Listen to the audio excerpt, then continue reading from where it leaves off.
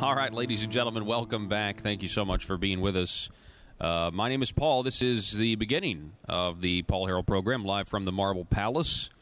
It is Thursday, and you have found the intersection of conservative ideas and reality, where we are building a liberty machine. We want you to be a part of that liberty machine.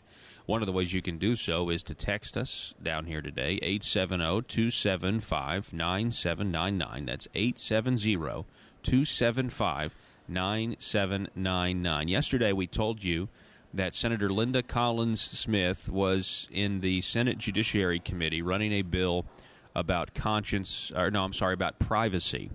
And we will talk to her later in the broadcast, but we also have somebody who is in the room from the Family Council. Mr. Ken Yang is with us. Ken, welcome back to the program, sir. Yes, it's been a while. Thanks for having me back. Yeah, it's been too long, and I know that you were in the room. Tell us, first of all, what does this bill do, and tell us, some of your involvement in the bill. Yeah, I've been working closely with Senator Collins-Smith on the Arkansas Privacy and Safety Act. It's a real simple bill.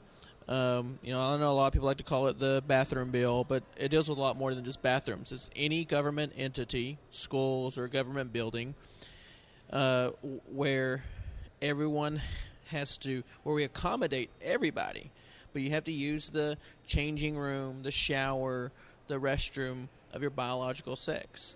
And when I say that we accommodate everyone, that government entity or that school can accommodate someone with a special request. And so we just want to make sure that every student keeps their privacy, their dignity, and their safety.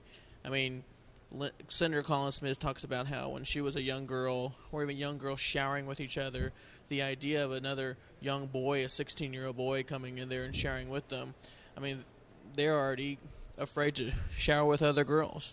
And so we want to keep the privacy, dignity, and make sure we protect students when they're not in the care of their parents. Yeah, and I think that's totally reasonable. So this bill, I mean, what's the status of it? What happened to it yesterday? Well, first of all, it's nothing like the North Carolina bill. People want to equate it to that. Correct. It doesn't do anything with private businesses. Even if you're a private business, you can have your own policy. And actually, if you're a private business that rents out a public space, your policy supersedes the Privacy and Safety Act. Okay. But in Texas, the Senate has already passed it 22-10. So here in Arkansas, we decided to bring it up in committee yesterday. Senator Collins-Smith did. Hey, let me just stop. It kind of takes this whole, gender on your birth certificate, that sort of thing. It kind of takes that out of it, and we just get to the key issue, which is individual privacy. When you're at a public school or you're at, in the locker room or the shower or the bathroom, it's like, hey, regardless of whether or not you were, a member, somebody who's transitioning sexually. Yes. Like everybody would want privacy in that yes. regard, right? Is that what this is doing? Everyone would want privacy, and we take care of those people too that are in transition or have some special requirements, because in the bill it accommodates for that. It accommodates for everybody, and so it's quite honestly, like you said before, it's common sense. Protecting privacy, protecting the dignity of little kids, little girls, boys at school, and even when they take field trips, or even when people from out of state take field trips. And so, the senator presented the bill.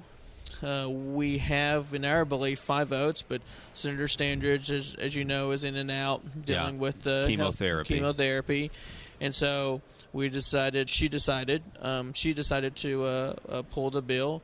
There were some calls for some amendments by Senator Gardner. He said that he would more than likely support the bill if we amended it.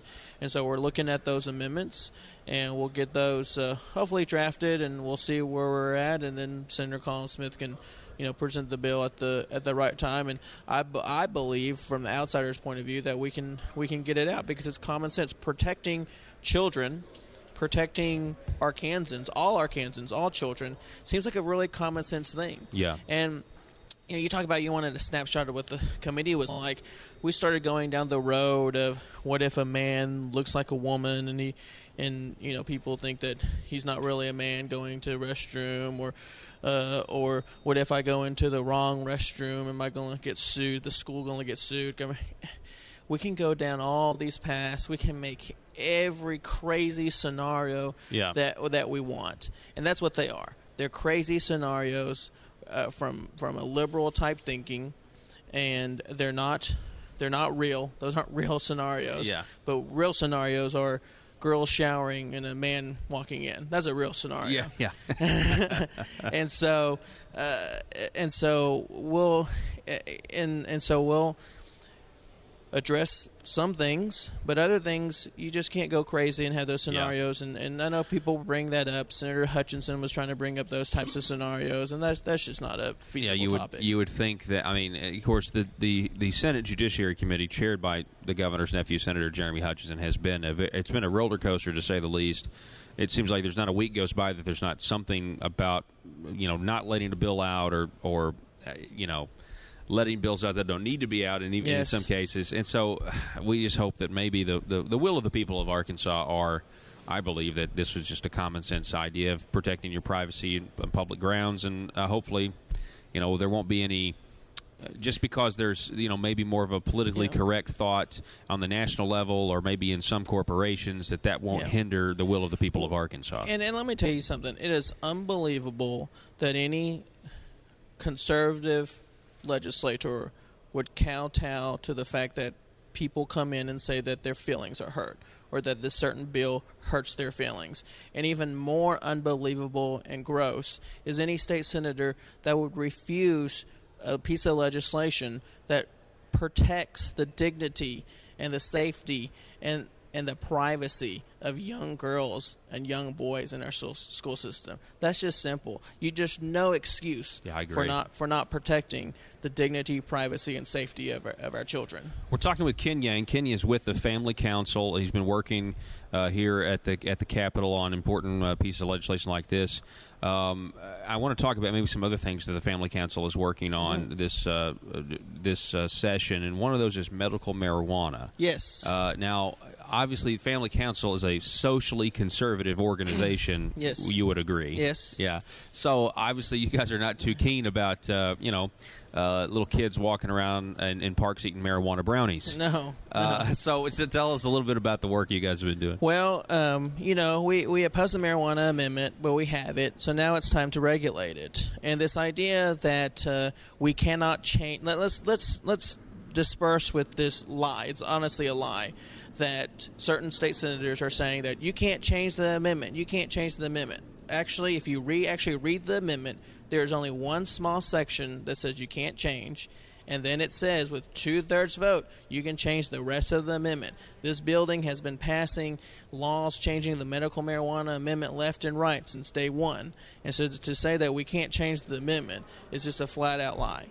Now, so we were in House Rules yesterday. Representative Robin Lundstrom had 3 bills. 2 of them came out. The first one was restrictions on smoking.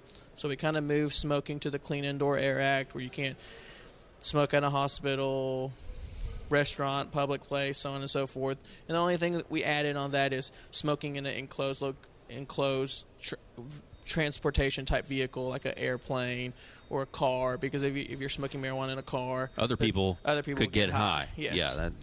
What's that called? It's called a clam bake. Clam bake, I think. And the only reason I know that is because of that movie Due Date with Robert Downey Jr.